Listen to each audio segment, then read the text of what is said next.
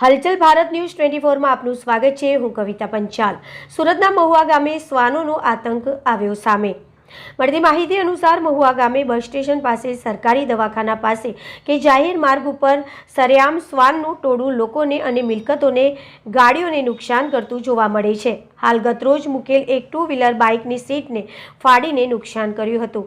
અગાઉ પણ મહુવા ગામે બસ સ્ટેશન પાસે એક બાળક ઉપર શ્વાને હુમલો કર્યો હતો, ત્યારે બાળકે રસી લેવાનો વારો આવ્યો હતો। હાલ મહુવા ગામે શ્વાનનો આતંક વધી રહ્યો છે અને આ શ્વાનોનું ઝુંડ સ્કૂલે જતા આવતા બાળકો કે પછી મુસાફરો સ્થાનિકોને કરડે છે। કોઈ નુકસાન પહોંચાડે એ પહેલા ગામના સરપંચ અનિલ પટેલ અને તલાટી સંદીપભાઈ દ્વારા તાત્કાલિક કોઈ પગલાં લઈ કાર્યવાહી કરે। મહુવા ગામે તંત્ર કુંભકર્ણની નિંદ્રામાં સૂતું હોય એમ લાગી રહ્યું છે।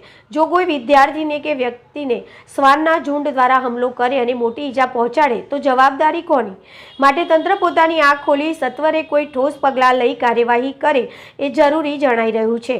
હલચલ ભારત ન્યૂઝ 24 ને જોતા રહો, हमारी चैनल शेयर करो, सब्सक्राइब करता रहो।